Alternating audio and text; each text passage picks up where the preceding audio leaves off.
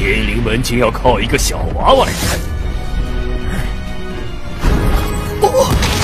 受了青木。Yo, halo guys, selamat datang kembali di channel Imam Tanto.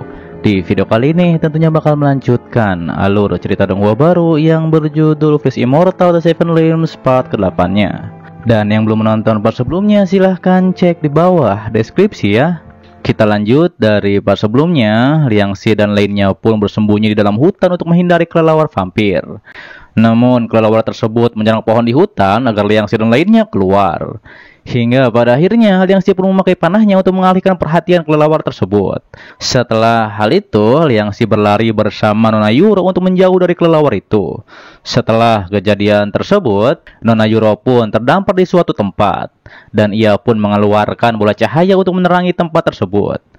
Tak lama setelah hal itu, Liang Xi pun tiba di sana. Dan ternyata Liang Xi lah yang membawa Nona Yuro ke sungai.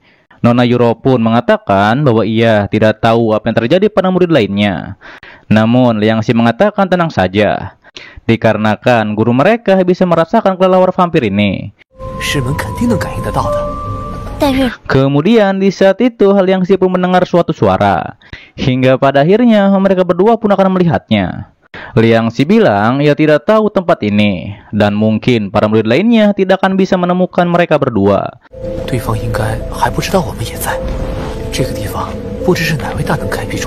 Terlihat di sana juga ada seseorang yang sedang memarahi Raja Kelelawar, dikarenakan Raja Kelelawar gagal menangkap satu murid pun dari Tiang Lingmen. Mendengar hal tersebut, Liang Xi pun menjadi penasaran dengan orang yang bisa memarahi kelelawar di tahap janin itu. Tak lama setelah hal tersebut, orang itu pun membunuh Raja Kelelawar. Setelah membunuhnya, ia pun langsung pergi dari sana.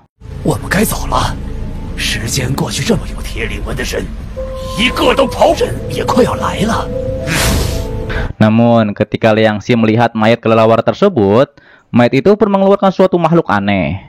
Melihat makhluk aneh tersebut, Liang Xi pun langsung saja memanah makhluk itu. Dikarenakan tidak berhasil, Liang Xi pun langsung melawannya. Hingga pada akhirnya makhluk itu pun mati dikarenakan teknik api pengobaran.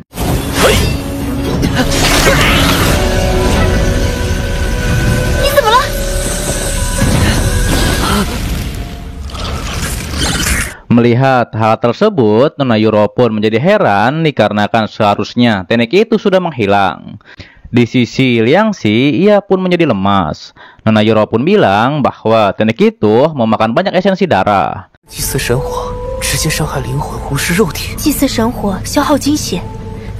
Namun tak lama setelah hal tersebut, kristal darah pun muncul di sana, dan Nona Yuro pun langsung mengambilnya. Sementara di lain tempat, para murid Tiang Lingmen pun akan mencari Nona Yuro dan juga Liang Xi. Namun tiba-tiba saja mereka berdua pun ada di sana.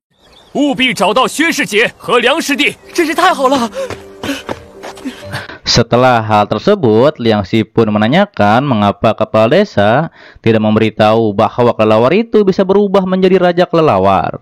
Mendengar hal itu, kepala desa pun meminta maaf atas kelalaiannya.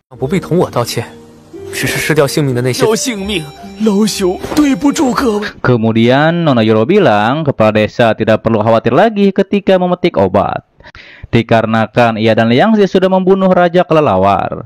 Terlihat Liang Xi juga menunjukkan inti darah Raja Kelelawar sebagai bukti pada senior bahwa benar mereka telah membunuh Raja Kelelawar.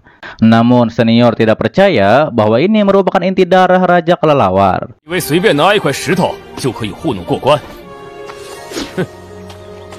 Tapi kepala desa memastikan bahwa inti ini benar adalah inti darah Raja Kelelawar. Ia juga bilang bahwa inti ini bisa meningkatkan kemanjuran dalam mengobati. Namun di saat itu terlihat Liang Xi ingin menjual inti darah tersebut. Mendengar hal itu, kepala desa pun meminta Liang Xi untuk menyerahkan inti ini pada keluarga kurcaci.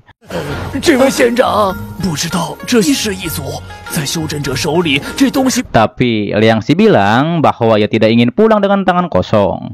Hingga akhirnya keluarga kurcaci pun akan mengobati Liang Xi jika ia terkena penyakit. Di saat itu Nona Yuro juga menyuruh Liang Xi untuk menyerahkannya kepada kepala desa.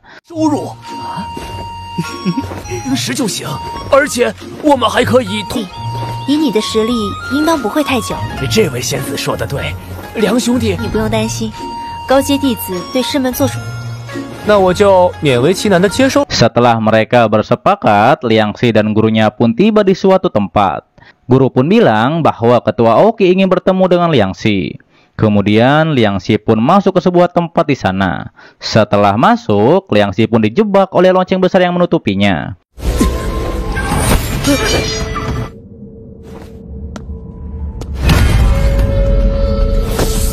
Di saat itu, terlihat ketua Oki dan King Yang pun ada di sana. King Yang pun bilang ia menitipkan Liangxi agar dilatih dengan baik oleh ketua Oki. Di sisi Liangxi, ketika ia berontak di dalam lonceng, akhirnya ia pun berhasil menerobos ke ranah selanjutnya.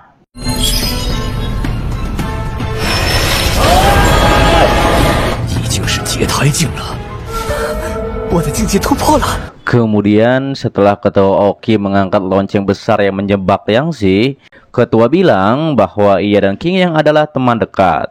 Dan King Yang juga yang meminta Liangxi datang ke Tiang Lingmen. Saat itu Liangxi bertanya sekarang ia di ranah apa. Ketua Oki pun mengatakan bahwa sekarang Liangxi ada di tahap janin. Terlihat ketua Oki juga memberikan cincin meteor pada Liangxi agar Liangxi bisa menyerap lebih banyak harta karun logam di dalam cincin itu. Dan Liangxi bisa memanfaatkan kekuatan King Yang sekali lagi. 金属性灵宝材料凝练多储存3次，那要是用完满1个刻度后，你可以借此。 Namun Liangxi harus rutin memperkuat tubuhnya agar terus bisa memakai cincin meteor tersebut. Setelah hal itu, dikarenakan ketua Oki tahu Liangxi tidak mau terlibat dengan istana Zhendong, ia pun menyuruh Liangxi berkultivasi di alam Ascension lebih awal. Dan ketika saatnya tiba, Liangxi bisa menguasai alam semesta. Namun Liangxi bilang bahwa ia hanya ingin melindungi apa yang harus ia lindungi. 为云，覆手为雨，主宰操。好，我想保护之人，便心满意足了。 Mendengar hal itu, ketua Oki pun tidak mengerti dengan karakter yang dimiliki oleh Liangxi. Tapi ketua Oki mengetahui pasti orang-orang itu akan memaksa Liangxi untuk maju. Di keesokan harinya di Tiang Lingmen, Pangeran Jin dari istana Zhendong pun mengumumkan bahwa ketua Oki telah berhasil menerobos ke ranah selanjutnya. Di saat itu ia pun menghampiri Liangxi dan mengatakan ia mendengar tentang Liangxi. Kemudian ia pun mengajak Liangxi untuk pergi bersamanya ke istana Zhendong. Namun Liangxi menolak hal tersebut. Tapi Pangeran Jin bilang pintunya akan selalu terbuka untuk Liangxi. 梁希只想安心修炼，王府的大门永远。本王在坚持，可就是抢。 Tak lama setelah hal tersebut, muncullah portal dari dunia Syura. Dan dari portal itu mengeluarkan laba-laba berwajah manusia. Di saat itu, ketua pun menyuruh tetua Li Chengzi untuk menyiapkan formasi untuk menyerang. 是混沌界的人面蜘蛛。叶车子，你立刻前去燃起敌焰。 Di sisi Liangxi, ia pun menyelamatkan senior yang akan diserang oleh laba-laba tersebut. Kemudian muncullah monster berkepala 2 di sana. Melihat hal itu, Liangxi pun mengetahui bahwa monster inilah yang membunuh raja kelelawar di gua waktu itu. 整个天灵门只有你一个。吸血蝙蝠是山洞里那个神秘人的声音。 Terlihat monster itu pun menyuruh ketua Oki patuh padanya. Hingga pada akhirnya terjadi pertarungan di sana. Setelah hal itu, monster itu pun bilang bahwa ia sudah lama tidak makan. Dan hari ini ia pun akan mengorbankan hidup ketua Oki.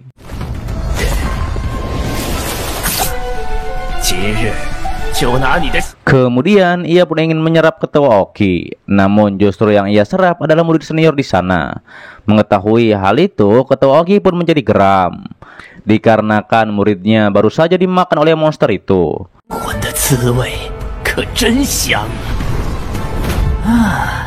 人界大能找你算账吧！老怪，你今日欺压我天灵门。 Terlihat monster itu pun dan ketua Oki akan membuktikan siapa yang terbaik di sini. Ketua Oki bilang meskipun ia mati di sini, ia tidak akan membiarkan monster itu berhasil. Setelah hal tersebut, Ketua Oki pun mengeluarkan lonceng yang besar dan melakukan pengorbanan darah, yaitu untuk menyelamatkan Tiang Lingmen. Namun saat itu, monster itu pun menyerang Ketua Oki dengan cambuknya.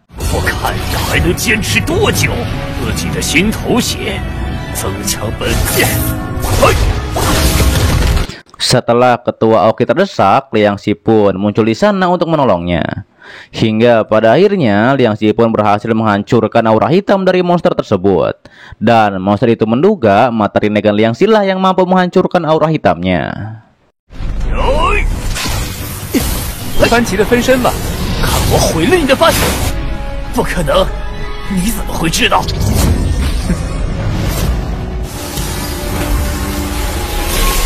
么邪眼？